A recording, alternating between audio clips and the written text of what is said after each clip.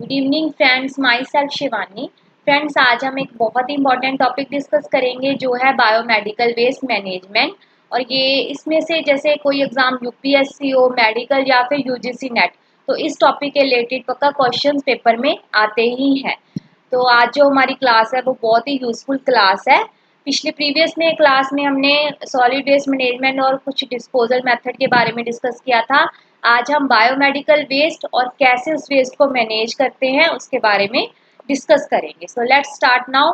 सबसे पहले आपको ये पता होना चाहिए कि बायोमेडिकल वेस्ट होता क्या है।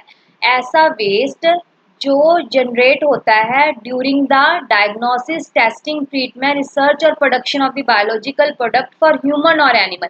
अगर हम किसी एनिमल या ह्यूमन का डायग्नोस कर दे, टेस्ट कर दे या फिर रिसर्च, तो जो भी प्रोडक्ट बायोलॉजिकल प्रोडक्ट प्रोड्यूस होगा उसको हम क्या कहते हैं, बायोमेडिकल वेस्ट। जैसे non liquid tissue body parts होते हैं, जैसे ह्यूमन के ब्लड सैंपल, जो भी नीडल डिस्कार्ड हुई है, शार्प्स, तो जो भी बायोलॉजिकल प्रोडक्ट्स हैं उस टाइम प्रोड्यूस होते हैं या डिस्कार्ड करते हैं जो हमारे आगे यूजफुल नहीं है, तो उसको क्या कहते हैं, बायोमेडिकल वेस्ट। एक वेस्ट होता है इन्फेक्शियस वेस्ट। ऐसा वेस्ट जिसमें पैथोजन, और पैथोजन मतलब क्या होता है, infectious agent causing the disease, जैसे वायरस, बैक्टीरिया, जिस वजह से जिस वेस्ट में पैथोजन और आगे डिसीज कॉज करे, तो वो वेस्ट क्या होएगा, इन्फेक्शियस वेस्ट। तो वो जो ये वेस्ट होगा किसका होगा, वो वेस्ट होगा कोई इन्फेक्टेड पेशेंट का। जो भी इन्फेक्शियस पेशेंट है, अगर उसकी सर्जरी करते हैं तो उसका जो ब्लड होएगा, बॉडीली फ्लूइड होएगा, जो उसका सैंपल होएगा, डायग्नोस्टिक सैंपल, या फिर उसका बैंडेज, जो भी उसका डिस्पोजेबल चीजें होंगी, जिस वजह से आगे एक डिसीज कॉज हो सकती है, आगे पर्सन इन्फेक्टेड हो सकता है, उसको क्या कहते हैं, इन्फेक्शियस वेस्ट। एक होता है हॉस्पिटल वेस्ट। हॉस्पिटल वेस्ट में बायोमेडिकल और इन्फेक्शियस दोनों आ जाते हैं। ठीक है, ये ऑल ओवर वेस्ट है जिसमें बायोलॉजिकल, नॉन वाले बायोलॉजिकल वेस्ट, और ये आगे फर्दर ऐसा वेस्ट जो यूजफुल यूज में ना ही आए, तो उसको क्या कहते हैं, हॉस्पिटल वेस्ट। ओके, अगर नेक्स्ट है हमारा provision for the biomedical waste. Biomedical waste and जो मैनेजमेंट है उसके लिए एक्ट पास हुआ था। किसने पास किया था, ministry of the environment and the forest इन 1980। ये बहुत ही इंपॉर्टेंट है। तो ये एक्ट किसने पास किया था, MOEF, ministry of environment and forest, इसको आपने याद रखना है। ठीक है, और notified the biomedical waste handling rules. और कब ये नोटिस में, जो भी ऑफिशियल नोटिस कब आया था इसका, 1998 में आया था। This is important. इसके अकॉर्डिंग, इस रूल के अकॉर्डिंग ये है कि जो भी अगर कोई ऑक्युपायर है, जो भी किसी इंस्टीट्यूशन प्रीमिसेस का जिसके अंडर कंट्रोल है, जो भी इंस्टीट्यूशन किसी के अंडर कंट्रोल है, तो उसका ये फर्ज बनता है, उसकी ड्यूटी है कि वो जो भी हॉस्पिटल में वेस्ट जनरेट होगा उसका इफेक्ट किसी भी ह्यूमन के हेल्थ या इन्वायरमेंट पे ना पड़े। उस वेस्ट को इस तरह से ट्रीट किया जाए कि वो किसी भी ह्यूमन को इफेक्ट ना करे, ना ही इन्वायरमेंट में कोई इफेक्ट हो। ठीक है, तो ये है इस रूल के अकॉर्डिंग। नेक्स्ट है, अगर हम देखें MOEFCC, तो ये क्या है, मिनिस्ट्री ऑफ इन्वायरमेंट। इसकी फुल फॉर्म आपने याद रखनी है, ministry of environment, forest and climate change. उन्होंने भी 2016 में एक बायोमेडिकल वेस्ट मैनेजमेंट रूल किया था। ठीक है, रूल बनाया था, दैट इज नोटिफाई किया था बायोमेडिकल वेस्ट मैनेजमेंट रूल।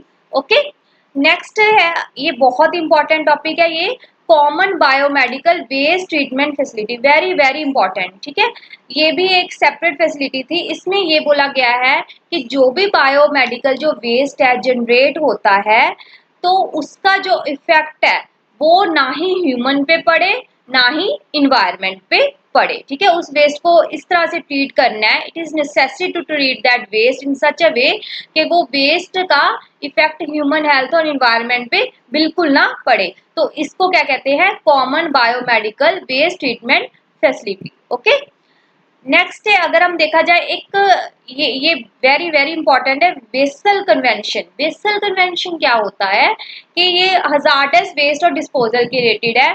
कि ये एक ट्रीटी है जिसका मेन एम ये था कि हजार्डस वेस्ट जो है उसको बहुत ही ज्यादा रिड्यूस कर दिया जाए, उसको जितना हो सके। Its aim is to reduce the movement of the hazardous waste between the country, ठीक है। तो इसमें से काफी क्वेश्चन बन जाते हैं पेपर में। एक तो किसने एक्ट पास किया था, MOEF ने, ठीक है, ये याद रखना है आपने। उसके बाद CVWTF की फुल फॉर्म क्या है, इसकी फुल फॉर्म आपने माइंड में रखनी है। बेसल कन्वेंशन जो ट्रीटी है उसका मेन एम क्या है कि रिड्यूस करने हजार्डस वेस्ट को जितना ज्यादा हो सके। और ये जून 1992 में नोटिस में आया था। फोर्स में कब आया था, 22 सितंबर 1992 में, ठीक है, उसी ईयर में। तो these are the some of the important point जो आपको याद रखना है, ठीक है, फर्दर एग्जाम के लिए। ओके, नेक्स्ट है, अगर हम बायोमेडिकल वेस्ट की क्लासिफिकेशन करें तो इसको एक तो होता है नॉन इन्फेक्शियस, एक होता है इन्फेक्शियस, ठीक है। तो नॉन इन्फेक्शियस देखो कितने परसेंटेज है, 80% नॉन इन्फेक्शियस है और उसमें से 15% है वो इन्फेक्शियस है, जिसमें पैथोलॉजिकल वेस्ट आ गया, ठीक है। ड्रग्स वगैरह का जो वेस्ट होता है वो पैथोलॉजिकल वेस्ट होता है, जो डिस्कार्डेड मेडिसिन वगैरह आ गई। और 3% जो केमिकल फार्मास्यूटिकल वेस्ट हो गया, 1% शार्प्स, हैवी मेटल 1%, और which include the radioactive waste. So this is all about the classification of the biomedical waste. एक बार आप इसको एक बार देख लेना, किस किस कैटेगरी में कितना परसेंटेज वेस्ट है, ठीक है। ओके, अगर हम नेक्स्ट है टॉपिक, अगर हम बायोमेडिकल वेस्ट की सोर्सेज की बात करें, अब हमें ये पता होना चाहिए माय डियर फ्रेंड्स के जो बायोमेडिकल वेस्ट है वो ओरिजिनेट कहाँ से हुआ है, ठीक है। आपको इस चीज़ की नॉलेज होनी चाहिए कि वो ओरिजिनेट होता कहाँ से है। तो कहाँ से होता है, जैसे हॉस्पिटल से, nursing home, clinic, laboratory, blood bank, mortuaries, क्या होता है जहाँ पे डेड बॉडीज को रखा जाता है, medical research, training centre, biotechnology, animal house, और कुछ ऐसा वेस्ट भी है जो घरों में भी ओरिजिनेट होता है। अभी जैसे कोविड चल रहा है तो कोविड के पेशेंट ज्यादातर क्या करते हैं, घर में रहते हैं। तो मोस्टली जो वेस्ट हो रहा है वो घर पे ही ओरिजिनेट हो रहा है, जितना ज्यादा होता है वेस्ट घर पे हो रहा है। तो some of the waste also originate at the home, ठीक है। तो this are the sources of the biomedical waste. उसके बाद नेक्स्ट है कि biomedical waste and recommended treatment option. जो बायोमेडिकल वेस्ट है उसके कौन कौन से ट्रीटमेंट है, ठीक है, और किस किस कैटेगरी में कौन कौन सा वेस्ट है। तो एक तरह से ये क्लासिफिकेशन है बायोमेडिकल वेस्ट की। सबसे पहला कैटेगरी में ह्यूमन एनाटॉमिकल वेस्ट है। ह्यूमन एनाटॉमिकल का मतलब क्या है, जो भी ह्यूमन का जैसे टिश्यू, ऑर्गन, जो भी उसके बॉडी पार्ट्स है वो आते हैं, और इसको कैसे ट्रीट करते हैं ये बहुत इंपॉर्टेंट है, ह्यूमन एनाटॉमिकल और एनिमल वेस्ट। तो आपने याद रखना है, इनको इंसिनरेशन के थ्रू ट्रीट करते हैं। कैटेगरी 1 में ह्यूमन एनाटॉमिकल, कैटेगरी 2 में सभी एनिमल वेस्ट आ जाता है, कैटेगरी 3 में माइक्रोबायोलॉजी एंड बायोटेक्नोलॉजी वेस्ट आ जाता है, जो भी लैब में जो भी कल्चर करते हैं, वैक्सीन करते हैं, ठीक है, जितने भी टेस्ट होते हैं, जो सैंपल होता है, मतलब जो भी वेस्ट प्रोडक्ट रिलीज होता है रिसर्च के टाइम, वो सारा इसमें आता है। और इसको हम माइक्रोवेविंग ऑटोक्लेविंग इंसिनरेशन मेथड के थ्रू करते हैं। कैटेगरी 4 में वेस्ट शार्प नीडल्स, जिसको हम डिसइंफेक्ट करते हैं, ठीक है, ये तो हमें पता ही है। शेडिंग करते हैं, सेपरेट करते हैं, शेडिंग मतलब ब्रेक करते हैं, और autoclaving, microwaving, this are some of the different method.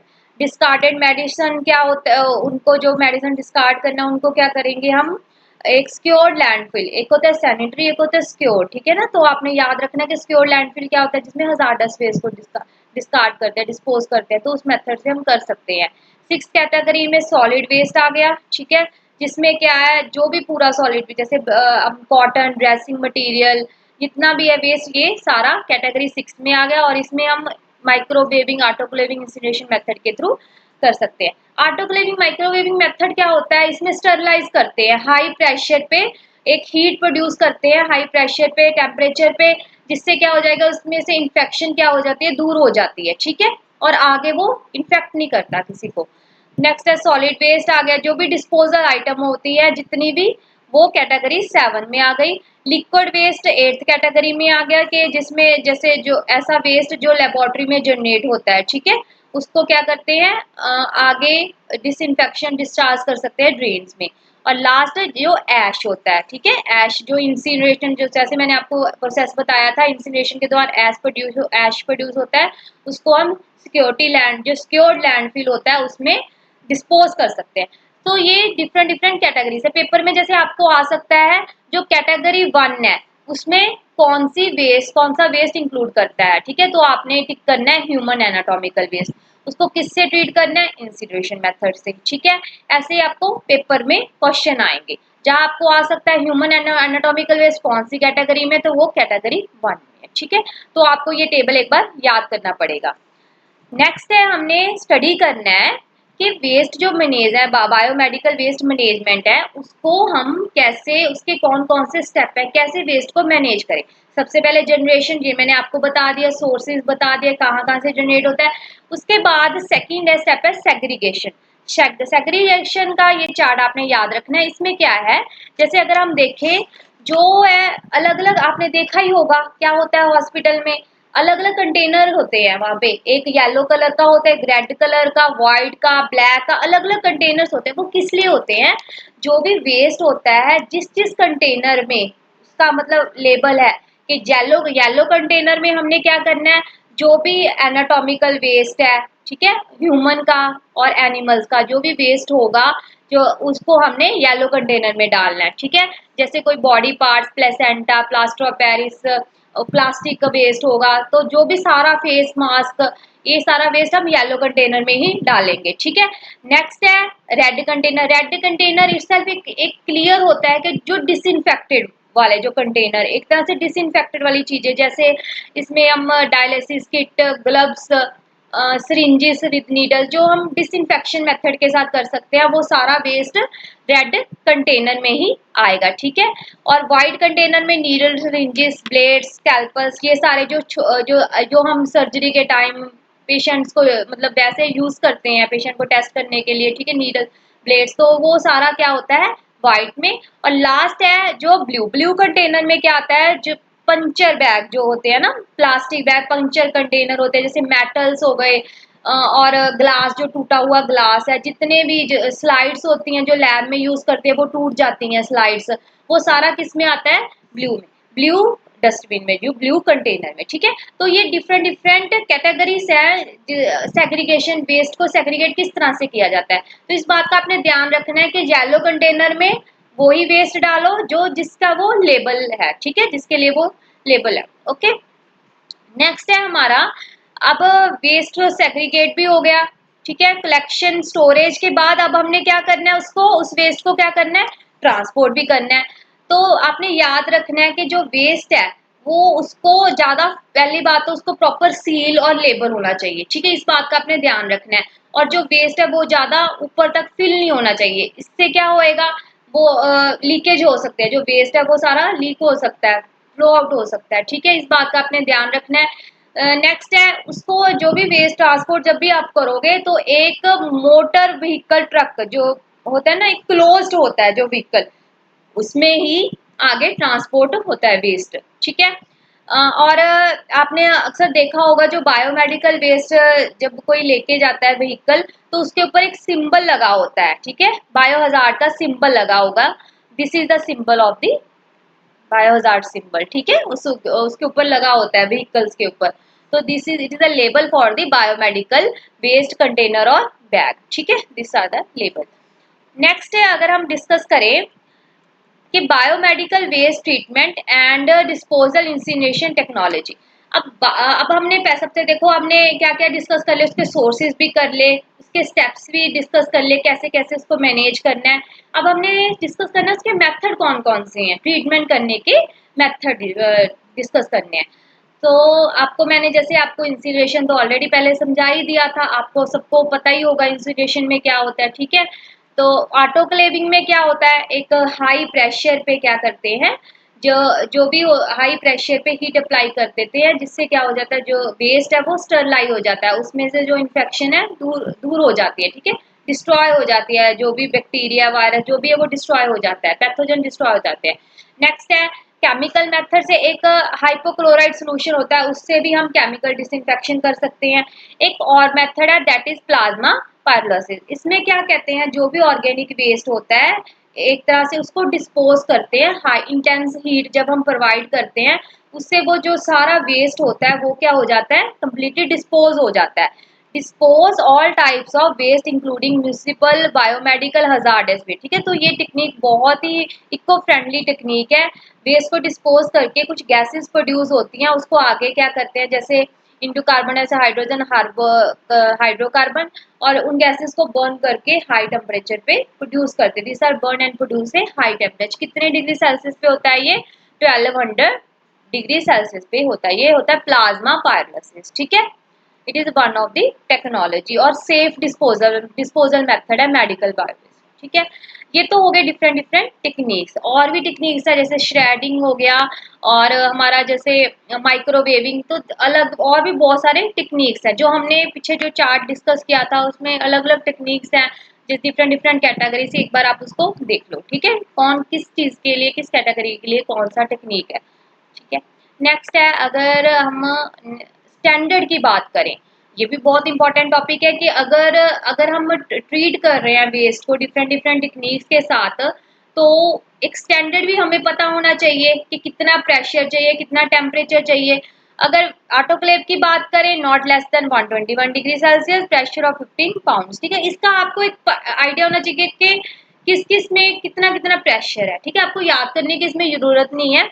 आपको मेन जो है माइक्रोवेव टेक्नोलॉजी में, इसमें आपको याद करना पड़ेगा कि एक इंडिकेटर, बायोलॉजिकल इंडिकेटर यूज होता है, उसका नाम है बैसिलस एट्रोवियस स्पोर्स, ठीक है। ये आपको माइंड में रखना पड़ेगा, कई बार ये पेपर में पूछ लेते हैं कि ये एक स्टेरिलाइजेशन का काम करता है, ठीक है। ये क्या करता है, जो भी मतलब हाई टेम्परेचर पे मतलब जो भी वेस्ट होता है उसको क्या करता है, स्टेरिलाइज करता है, और उसमें से इंफेक्शन को दूर करता है, ठीक है। तो माइक्रोवेविंग जब हम करते हैं, तो आपने ये इंडिकेटर, इसका नाम माइंड में रखना है। इंसिनरेशन तो मैंने ऑलरेडी आपको बताया हुआ है, ठीक है। तो कितना होना चाहिए, प्राइमरी चैम्बर 800 मिनिमम होना चाहिए, सेकेंडरी चैम्बर में 1050, ठीक है, 150 डिग्री सेल्सियस होना चाहिए, ठीक है। These are some of the different different standards of the methods, ठीक है। ये आपको एक तो माइक्रोवेव का माइंड में आपको याद होना चाहिए। नेक्स्ट है हमारा पर्सनल सेफ्टी डिवाइस, ठीक है।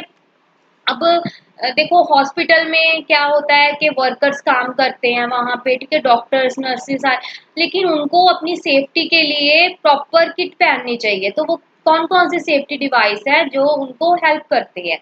जैसे सबसे पहले उनको जो मेन चीज है वो है ग्लव्स। ग्लव्स पहनने चाहिए, ठीक है, बहुत जरूरी है ग्लव्स पहनने। And the glove should be washed twice, ठीक है, वो उनको वॉश करते रहना चाहिए। एप्रन पहनना चाहिए, जिसके क्या होता है, उनकी जो स्किन है वो प्रोटेक्ट रहती है। मास्क जैसे goggle, face shield, these are the some of the protective barrier, ये भी इंक्लूड होते हैं। और बूट्स, लेग कवरिंग, ठीक है, जो ऐसे बूट जो हमारे एंकल तक कवर करे उसको। तो ये भी कुछ सेफ्टी डिवाइस हैं जो कि जिसका हमें ध्यान रखना चाहिए, ठीक है, वाइल हैंडलिंग द वेस्ट, ठीक है। और जब किसी भी पेशेंट को अटेंड करने में, ट्रीट करने के टाइम ये पहनना जरूरी है।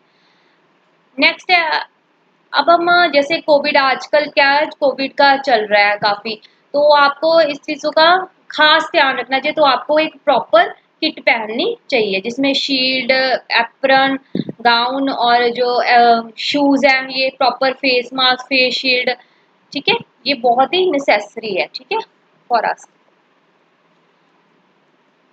अब एक नेक्स्ट है कि बायोमेडिकल वेस्ट के लिए कोविड एक चैलेंज बन गया है, ठीक है। कैसे बन गया है एक चैलेंज?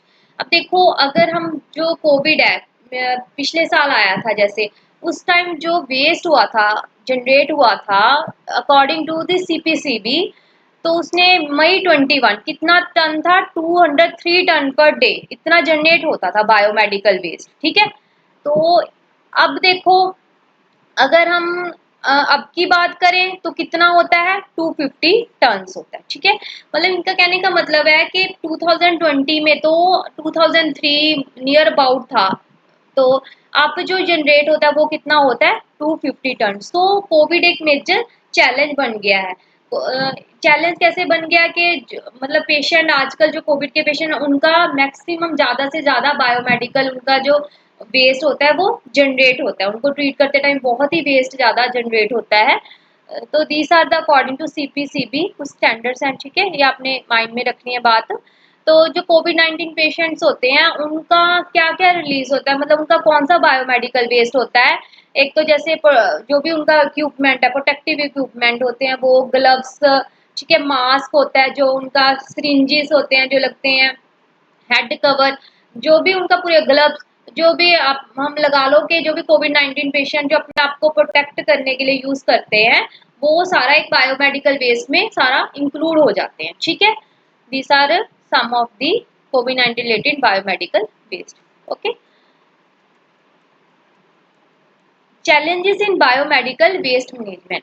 अब देखो, आप देखो जो कोविड-19 पेशेंट होते हैं, अगर हम देखा जाए उनका ज़्यादातर वो घरों में रहते हैं, आइसोलेट होते हैं, तो मैक्सिमम जो वेस्ट जनरेट होता है वो किस में होता है? घर में होता है। ठीक है, तो आप देख लो जो 80% जो कोविड पेशेंट है वो अपने आप को घर पे रखते हैं। ठीक है, अपने आप को सेफली मतलब घर पे रखते हैं। तो 80% कोविड पेशेंट रहते हैं, तो इसका मतलब कि मैक्सिमम जो वेस्ट जनरेट हो रहा है कहाँ पे हो रहा है? घर पे हो रहा है। ठीक है, तो it is one of the major challenge in biomedical waste management. Next है जो उनके लोकल हॉस्पिटल होते हैं, ठीक है, घरों के पास जो भी लोकल हॉस्पिटल होते हैं उनमें प्रॉपर मैनेजमेंट फैसिलिटीज नहीं होती, कोई इंफ्रास्ट्रक्चर वगैरह प्रोवाइडेड नहीं होता, कोई सेग्रीगेशन वेस्ट के लिए प्रॉपर कंटेनर्स नहीं होते, तो वहां पे क्या होता है? ज्यादा से ज्यादा अमाउंट ऑफ वेस्ट क्या होता है उसमें जनरेट होता रहता है। ठीक है, तो it is also one of the issue with the local hospital. Third है, ये तो बहुत इंपॉर्टेंट पॉइंट है जो आपको पता ही है, म्यूनिसिपल वर्कर्स। ठीक है, जो भी है वो क्या करते हैं? वो वर्कर्स क्या हो जाते हैं, जब भी कोई वेस्ट होता है डिस्पोज होता है ओपन एरिया में, तो उसके साथ जब कांटेक्ट में आते हैं तो वो क्या है? वो खुद भी इन्फेक्टेड हो जाते हैं। नेक्स्ट है issue with the waste management rule.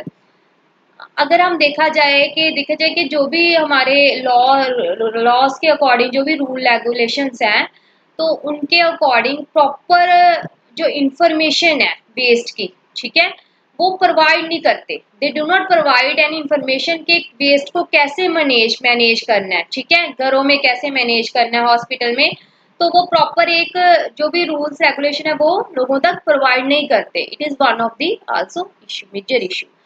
unequal distribution of CBWTF common biomedical waste treatment facilities. ये तो मतलब मेजर पॉइंट है कि अगर हम देखा जाए कि इंडिया में 200 CBWTF है कंट्री में, लेकिन ये अनइक्वल डिस्ट्रीब्यूटेड है। जैसे महाराष्ट्र में 29 है, फॉलोड बाय कर्नाटका में 26, गुजरात में 20। ठीक है, ये क्या इसका मतलब क्या हुआ कि जो भी फैसिलिटीज बायोमेडिकल ट्रीटमेंट की फैसिलिटीज है वो अनइक्वल डिस्ट्रीब्यूटेड, कहीं पे कम है कहीं पे ज्यादा है। So it is also the one of the major issue. Last है जो lack of the accurate data. इसमें ये बताया गया है कि जो सीपीसी है कि उसने जो फर्स्ट पहले जो वेव आई थी पिछले साल, तब हमें एग्जैक्ट जो प्रॉपर डाटा था हमें वो मिल गया था। ठीक है, लेकिन जैसे ही सेकेंड वेव की अक्यूरेंस हुई, इतना ज्यादा अब इस साल जो इम्पैक्ट हुआ, इतना ज्यादा इफेक्ट हुआ है लोगों को कि मतलब हॉस्पिटल्स प्रॉपर डाटा को अपलोड कर ही नहीं पाया। इतनी ज्यादा लोगों की डेथ हुई है, इतने ज्यादा लोग बीमार हुए हैं कि hospitals are not able to upload any data now. Hospitals proper data को अपलोड कर ही नहीं सके। ठीक है, तो it is also one of the major challenge. ठीक है, और आपको ये पता ही है कि 250 टन्स तक इतना ज़्यादा बायोमेडिकल वेस्ट जनरेट हुआ है। ठीक है, तो ये तो सारा था हमारा बायोमेडिकल वेस्ट के बारे में। ठीक है, होप कि आपको ये इस टॉपिक के बारे में अच्छे से समझ आ गया हो कि बायोमेडिकल वेस्ट क्या होता है। मेरी आपसे यही रिक्वेस्ट है कि जब भी आप अगर बायोमेडिकल वेस्ट को अगर सेग्रीगेट करें, उसको मतलब डिस्पोज करें, तो उसको प्रॉपर कंटेनर में सेग्रीगेट करें। अपना जो मास्क है अपना उसको प्रॉपर उसको डिसइंफेक्ट करें, जिससे क्या, और साइड बाय साइड क्या है, जो कंटेनर जिस लेवल के अकॉर्डिंग है उसमें से ही उसको सेग्रीगेट करें। ठीक है, आपको मेरा अगर लेक्चर अच्छा लगा हो तो please like share and subscribe my channel. Thank you.